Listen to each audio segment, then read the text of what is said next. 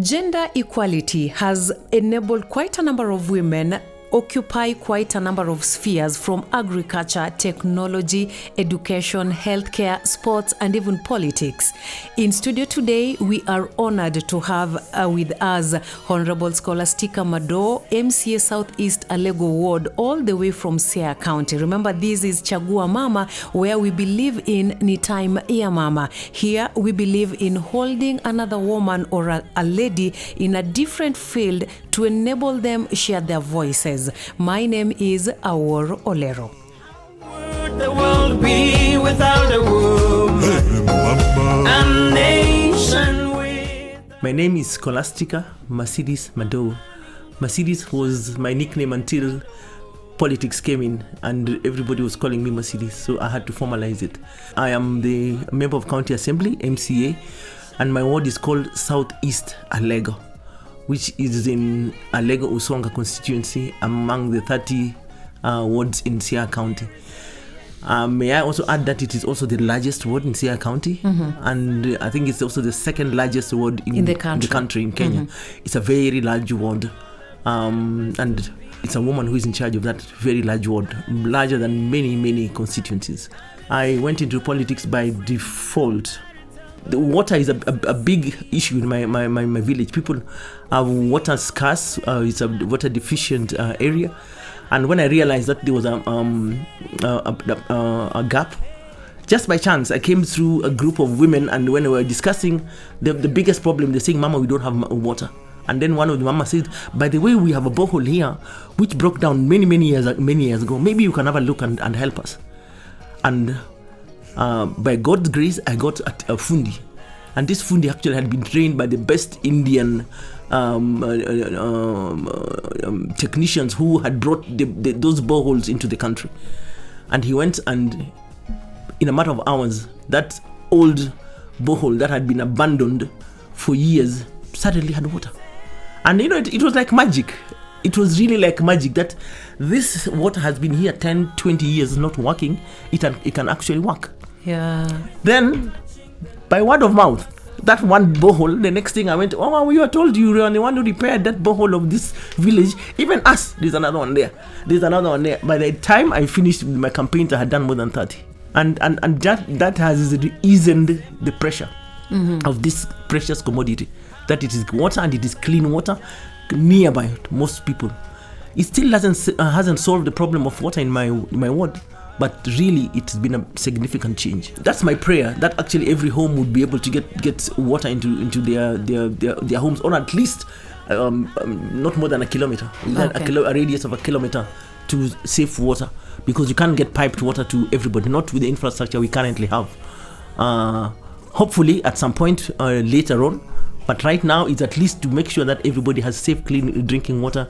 In Siaya, we had 30 wards, and if you go with the 2/3 gender rule, the other gender would be, the minimum would be 10, but we are only 4, and we have been, even in the last assembly there were also 4, and the first assembly I think there are only 1 or 2 elected. So we haven't done much. Actually, we didn't even increase. We remained the 4. And out of the 4, 2 of us, out of the 4, only 1 was re-elected. Last assembly there were 4. This assembly we got another 4, but out of the 4, only one retained. One retained. So you can see the retention rate is also very low. We pray that we are going to reach the mark, because the benefits of having more women in the house, then you balance, because right now we are the minority. Even if you wanted to lobby for those positions, and in the assemblies there are also those committees which are deemed to be heavyweights. Everybody runs for those budgets and health and agriculture, and the women who are elected, we are committed. In the Siaya County, I didn't even mention also that I'm the chair of the Women Caucus in Siaya County. We are 14 women, 4 elected and 10 nominated.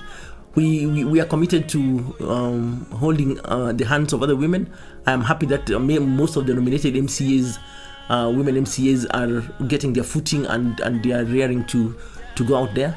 But then there are also many women out there who are willing to go into politics, and we those who are ahead of them are ready and willing to support them. For women in leadership and actually leadership as a whole, our electorate don't, as it is now, our electorate don't look out at our achievements in legislation. That is a very, very small part of it.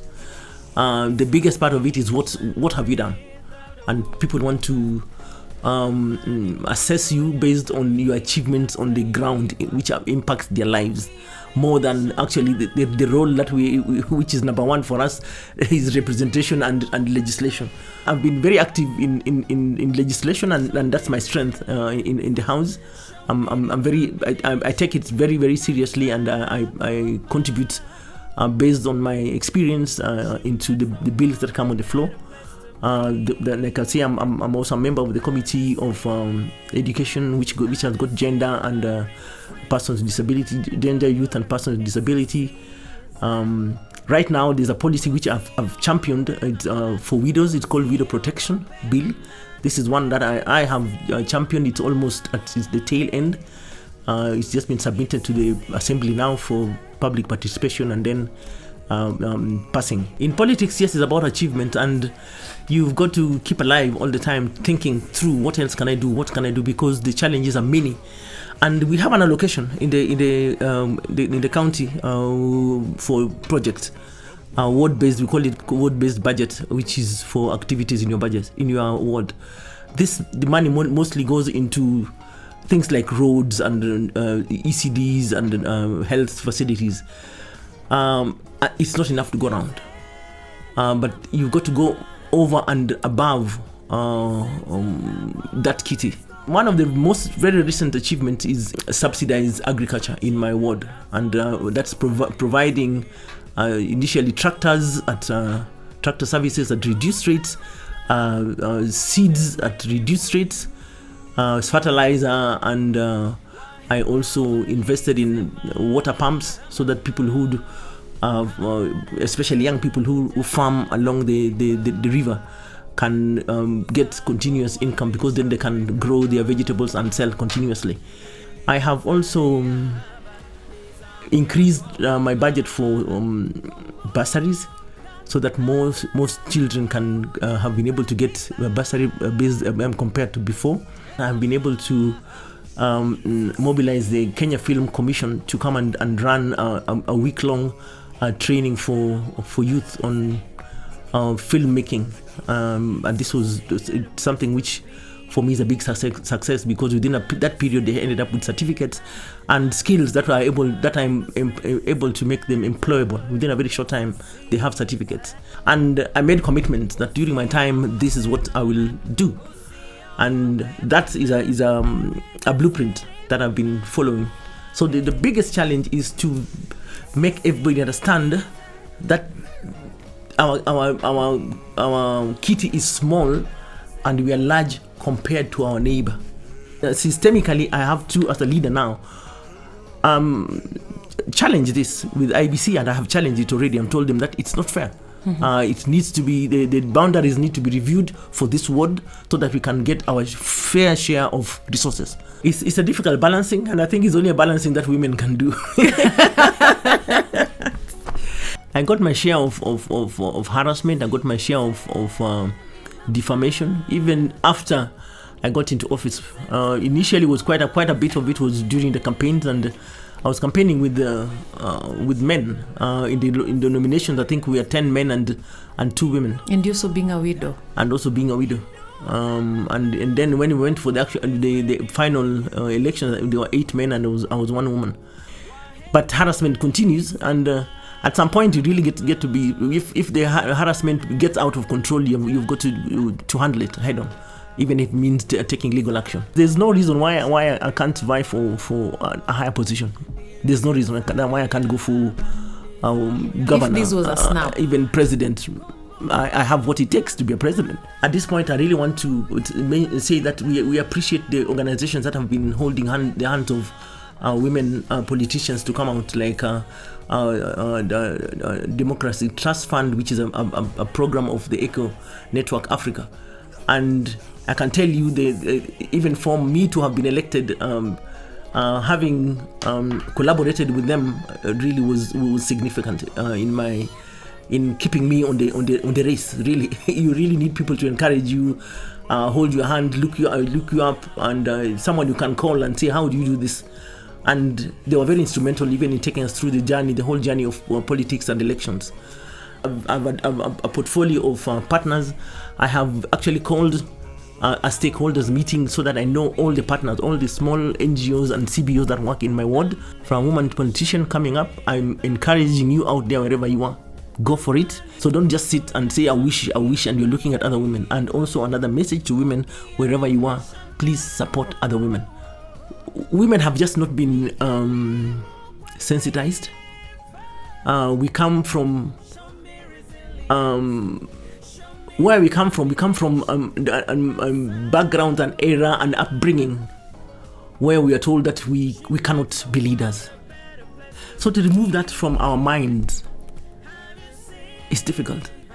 And when I was doing my campaigns, I was excited when I see an old woman, 70 years, 80 years, embracing me and say, yes, it's time for leadership. And yes, she of can. Women. And yes, you can.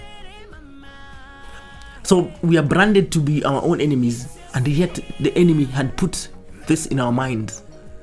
So we need just to sensitize the women that it is good, and that the other woman can lead.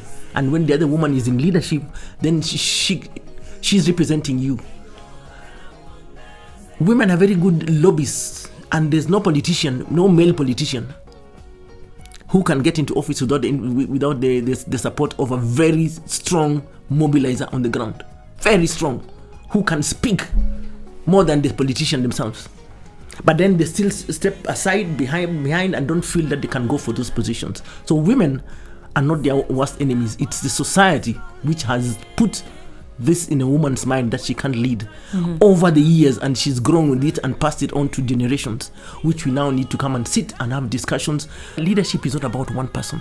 I cannot be the center of everything. I cannot be the fulcrum that holds everything together. If that is what leadership is about, we are going to wait another 100 years before we get our tarmac roads. Leadership is for everybody. And I want to call upon the people of Southeast Alego who have got networks out there to reach out to me so that we can work together. It's not about what I have done on my own. It's about what we have done together.